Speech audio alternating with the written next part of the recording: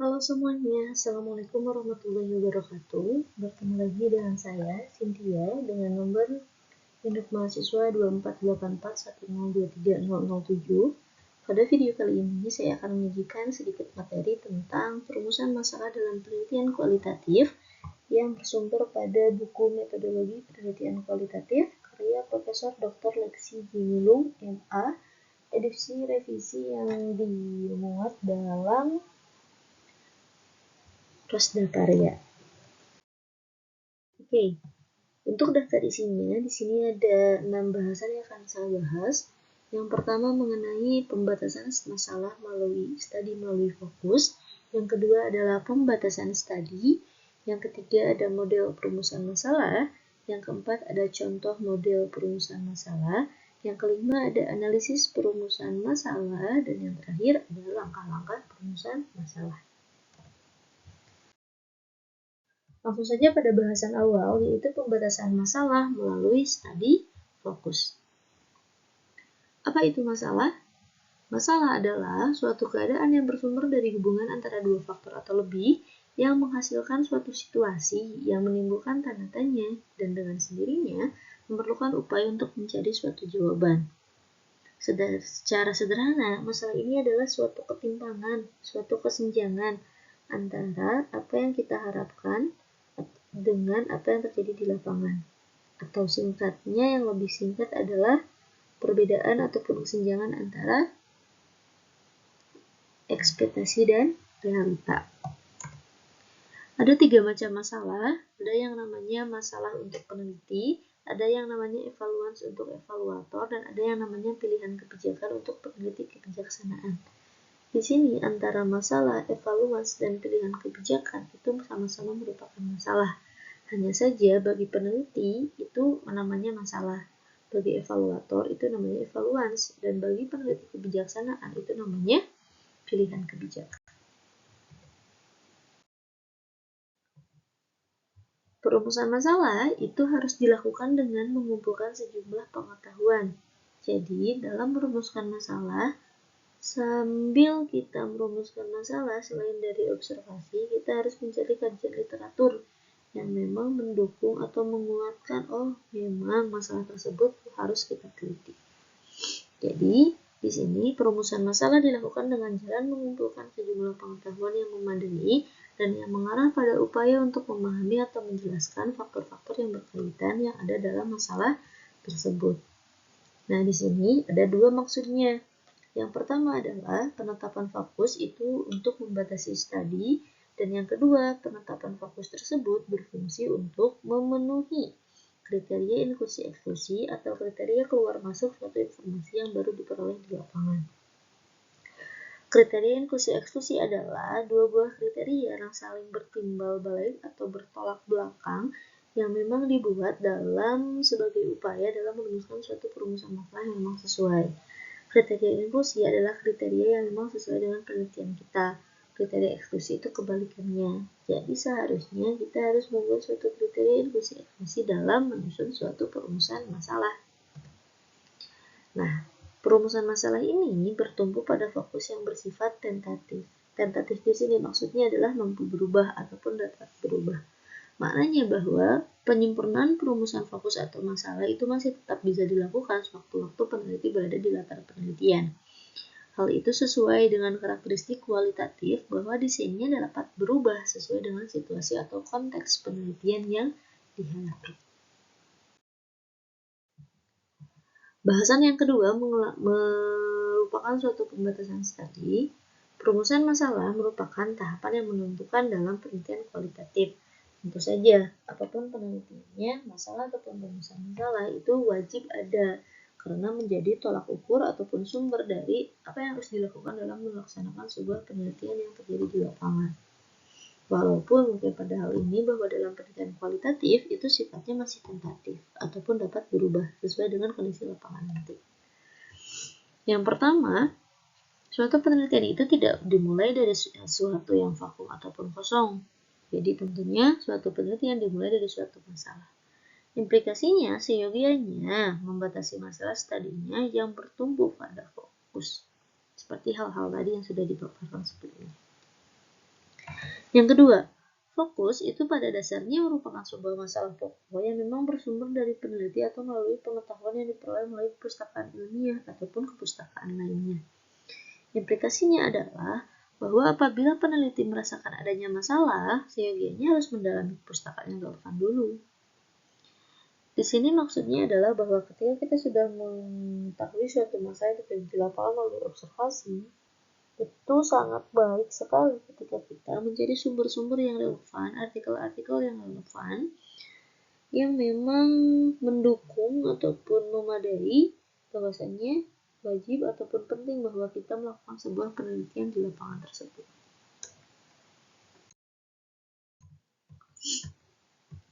Yang ketiga, bahwa tujuan suatu penelitian itu pada dasarnya adalah memecahkan masalah yang telah dirumuskan. Implikasinya bahwa kita harus membuat dulu rumusan masalah, baru tujuan penelitian diterapkan. Bukan menyusun dulu tujuan, baru rumusan masalah. Itu sangat keliru. Dan yang terakhir, masalah itu bersifat tentatif. Artinya bahwa dapat diubah sesuai dengan situasi latar penelitian. Implikasinya, peneliti jangan kecewa kalau masalah atau fokusnya berubah setelah di lapangan. Asalkan tidak 180 derajat berubah. Berubah di sini, tentatif di sini maknanya bisa diperluas, bisa diperdalam, ataupun faktor-faktornya bisa dimodifikasi sesuai dengan latar ataupun tempat situasi lapangan. Bagian selanjutnya itu terdapat bahasan mengenai model perumusan masalah. Dalam buku Profesor Dr. Lexi Jimulun, MA, itu dipaparkan beberapa model perumusan masalah dari beberapa sumber kajian literatur yang sudah dilakukan oleh beberapa ahli. Namun di sini saya hanya melampirkan 3 contoh saja. Yang pertama, itu dilakukan penelitian oleh David A. Karp, judulnya tentang Observing Behavior in Public Places, yang dimuat dalam jurnal Problem and Strategies, judulnya Observing Behavior in Public Places Problem and Strategies, yang dimuat dalam Sevier, Stemis, dan Trowetz di tahun 1980, itu ada di halaman 57-58. Seperti apa? Nah, David A. Karp ini ingin mendeskripsikan cara memasuki suatu peristiwa yang dialami selama pemandangan percintaan di tempat umum atau Times Square, New York. Jadi bersumber dari amatan dia mengamati fenomena sosial dari tempat Times Square, New York. Nah, untuk pengamatannya, dia melakukan 2 buah pengamatan di bioskop dan di toko buku. Ia ingin melihat bagaimana cara mereka menggunakan identitasnya dalam melaksanakan kegiatan mereka sehari-hari. Di sini etnografi ya, jadi rumusan masalahnya adalah bagaimana ataupun seperti apakah arti dari latar-latar tersebut terhadap peserta dan memahami kualitas pengalaman-pengalaman.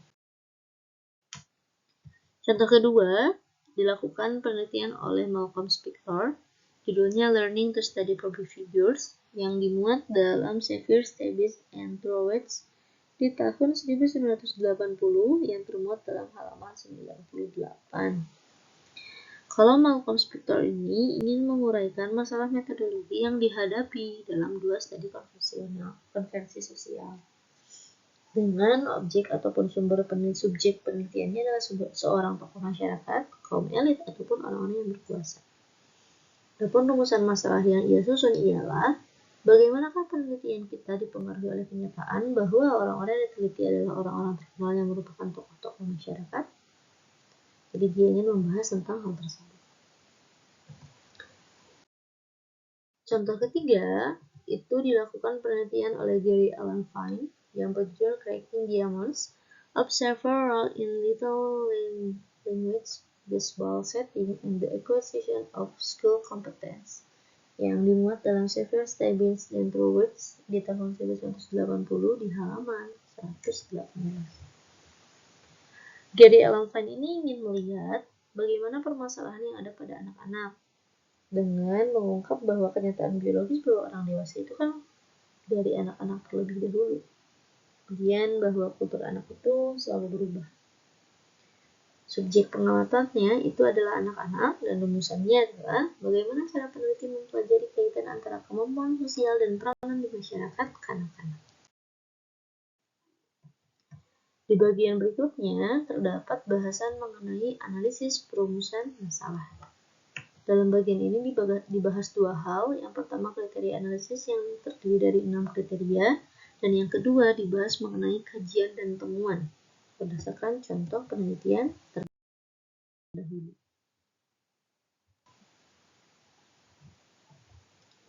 Bahasan selanjutnya adalah analisis perumusan masalah. Tadi yang pertama bahasanya kriteria analisis.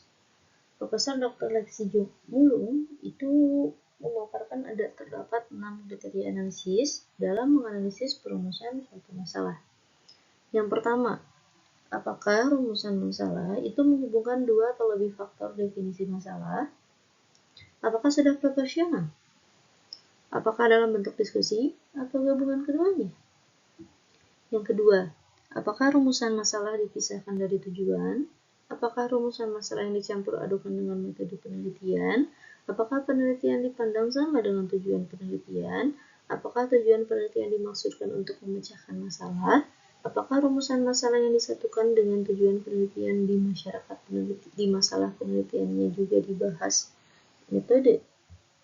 Yang ketiga, apakah uraian dalam bentuk deskriptif saja atau deskriptif disertai pertanyaan penelitian? Ataukah dalam bentuk pertanyaan penelitian saja?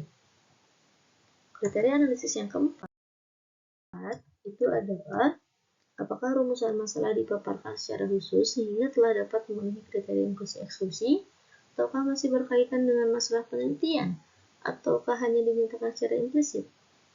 Yang kelima, apakah kata hipotesis kerja dinyatakan secara eksplisit dan berkaitan dengan masalah penelitian, ataukah hanya dinyatakan secara implisit?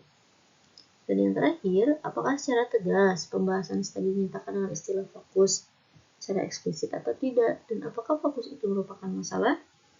Keenam hal tersebut bisa menjadi kriteria analisis agar kita mampu menganalisis suatu perumusan masalah. Nah, di bagian selanjutnya ada prinsip perumusan masalah. Dalam bukunya, Profesor Dr. Lexi J. Mulung memaparkan bahwa prinsip perumusan masalah itu ada 9. Yang pertama, berkaitan dengan teori dari dasar, kemudian berkaitan dengan maksud perumusan masalah, kemudian hubungan faktor, kemudian fokus sebagai wahana membersis tadi, kemudian berkaitan inklusi eksklusi, berkaitan dengan bentuk dan cara perumusan masalah, berkaitan dengan posisi perumusan masalah, berkaitan dengan hasil penelaahan kepustakaan, dan yang berkaitan dengan penggunaan bahasa. Mari kita bahas satu persatu. Yang pertama, prinsip perumusan masalah adalah prinsip yang berkaitan dengan teori-teori dasar. Peneliti itu hendaknya senantiasa menyadari bahwa perumusan masalah dalam penelitian itu didasarkan atas upaya menemukan teori-teori dasar sebagai acuan utama. Dengan hal itu berarti bahwa masalah sebenarnya itu terletak pada apa yang terjadi tengah-tengah kenyataan, fakta atau fenomena di lapangan. Jadi, perumusan masalah di sini adalah sekedar arahan, pembimbing, atau acuan pada usaha untuk menemukan masalah yang sebenarnya. Masalah yang sesungguhnya itu akan dapat dirumuskan apabila peneliti sudah berada dan mulai, bahkan sedang mengumpulkan data. Bagi kita, perumusan masalah yang dilakukan itu merupakan aplikasi dari asumsi bahwa suatu penelitian tidak mungkin dimulai dari sesuatu yang kosong. Bagian selanjutnya ada prinsip yang berkaitan dengan maksud perumusan masalah. Pada dasarnya, inti hakikat penelitian kualitatif itu terletak pada upaya penemuan dan penyusunan teori baru lebih dari sekedar menguji atau mengkonfirmasi atau verifikasi teori yang sedang berlaku. Sehubungan dengannya bahwa perumusan masalah ini bermaksud untuk menunjang upaya penemuan yang penyusunan teori substansif, yaitu teori yang bersumber dari data. Prinsip ini tidak begitu membatasi peneliti yang berkeinginan menguji teori berlaku. Hal itu berarti, mungkin saja peneliti ingin merumuskan masalah dengan maksud menguji teori. Tapi lebih disarankan itu untuk menyusun sebuah teori substansif dari apa yang terjadi di lapangan. Prinsip yang ketiga ada prinsip hubungan faktor. Fokus sebagai sumber masalah penelitian merupakan rumusan yang terdiri atas 2 atau lebih faktor yang menghasilkan tanda tanya atau kebingungan, seperti yang telah didefinisikan di awal tadi. Faktor itu mampu ataupun dapat berupa konsep, peristiwa, pengalaman, atau bahkan salah satu fenomena. Definisi tersebut mengarahkan kita pada 3 aturan tertentu yang perlu dipertimbangkan oleh peneliti dalam merumuskan suatu masalahnya. Yang pertama, adanya 2 atau lebih faktor. Yang kedua, faktor itu dihubungkan dalam suatu hubungan yang logis atau bermakna. Dan yang ketiga, hasil pekerjaannya itu menghubungkan suatu keadaan yang menimbulkan tanda tanya atau hal yang membingungkan. Jadi keadaannya bersifat tanda tanya yang memerlukan sebuah jawaban. Bagian keempat, itu adalah fokus sebagai wahana untuk membatasi studi. Maksudnya seperti ini. Seorang peneliti itu tentu saja memiliki landasan teori, orientasi teori, ataupun paradigmanya sendiri.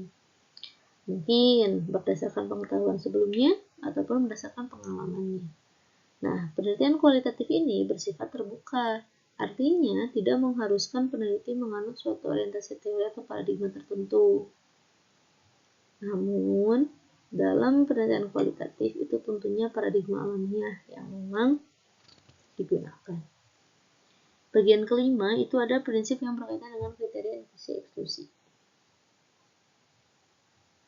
Kriteria inklusi eksklusi ini berfungsi sebagai cara kita untuk memilih mana data yang relevan dan mana data yang tidak. Sehingga ketika kita sudah melaksanakan kriteria inklusi eksklusi, itu diharapkan rumusan masalah yang kita buat itu sudah sesuai dengan kondisi lapangan. Adapun yang keenam, ada prinsip yang berkaitan dengan bentuk dan cara perumusan masalah. Di sini ada 3 bentuk perumusan masalah, yaitu secara diskusi, secara proposisional, ataupun secara gabungan. Cara perumusan masalah yang pertama, secara diskusi, itu cara penyajiannya dengan bentuk pernyataan secara deskriptif, namun perlu diikuti dengan pertanyaan-pertanyaan penelitian. Adapun secara proposisional, itu secara langsung menghubungkan faktor-faktor dalam hubungan logis yang bermakna. Dalam hal ini, ada yang disajikan dalam bentuk uraian, ada yang dibentuk deskriptif, dan ada pula yang langsung dikemukakan dalam bentuk pertanyaan-pertanyaannya. Adapun yang ketiga itu metode ataupun secara gabungan, jadi dua-duanya digunakan. Ketiganya antara diskusi ataupun proposisional ataupun gabungan itu bisa digunakan, tergantung pada situasi apa yang memang kita teliti. Prinsip yang ketujuh itu adalah prinsip yang berhubungan dengan posisi perumusan masalah. Yang dimaksud dengan posisi itu tidak lain adalah kedudukan rumusan masalah yang diantaranya unsur-unsur penelitian lainnya. Unsur itu erat kaitannya dengan perumusan masalah, seperti latar belakang, tujuan, acuan teori, dan metode penelitian. Selanjutnya, ada yang namanya prinsip yang berkaitan dengan hasil penelaahan kepustakaan. Peneliti baru ataupun berpengalaman sekaligus waktu-waktu mengadakan penelitian itu harus mencari terlebih dahulu hasil penelaahan perpustakaan. Mengapa? Karena untuk lebih mempertajam rumusan masalah, walaupun masalah sesungguhnya bersumber dari data itu sendiri. Selain itu juga, penelaahan perpustakaan itu mengarahkan serta membimbing kita sebagai peneliti untuk membentuk kategori substantif. Walaupun perlu diingat bahwa kategori substantif seharusnya bersumber dari data. Sehubungan dengan hal tersebut di atas, prinsip yang perlu dipegang oleh peneliti ialah bahwa peneliti perlu membiasakan diri agar merumuskan masalah, ia senantiasa disertai dengan penelaahan perpustakaan yang terkait. Prinsip yang terakhir adalah berkaitan dengan penggunaan bahasa. Perumusan masalah dilakukan pada waktu mengajukan usulan penelitian yang diulang kembali waktu menulis laporan.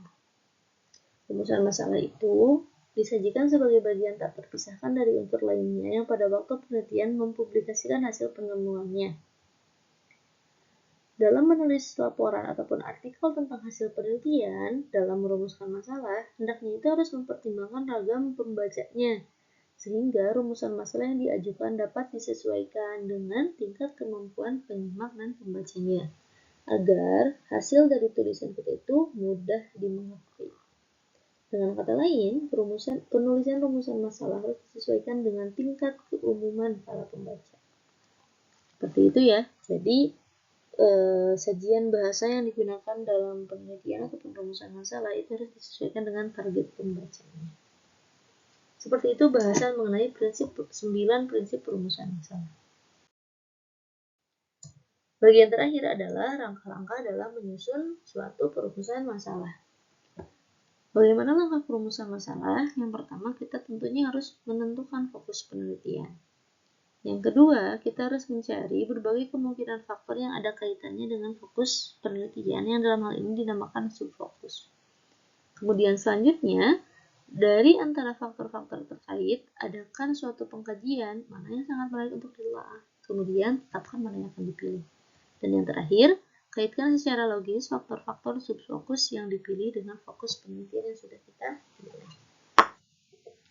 Seperti itu saja bahasan untuk kali ini mengenai perumusan masalah dalam penelitian kualitatif.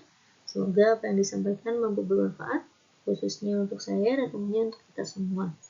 Video ini sebenarnya dibuat sebagai bentuk kenang-kenangan agar suatu saat nanti ketika saya lupa lagi, saya bisa melihat kembali video ini sebagai pemantik ataupun sebagai pendorong, pemancing agar pengetahuan-pengetahuannya mampu berkembang lagi. Sekian bahasan untuk hari ini. Sekian dan terima kasih. Saya Cynthia pamit undur diri. Wassalamualaikum warahmatullahi wabarakatuh.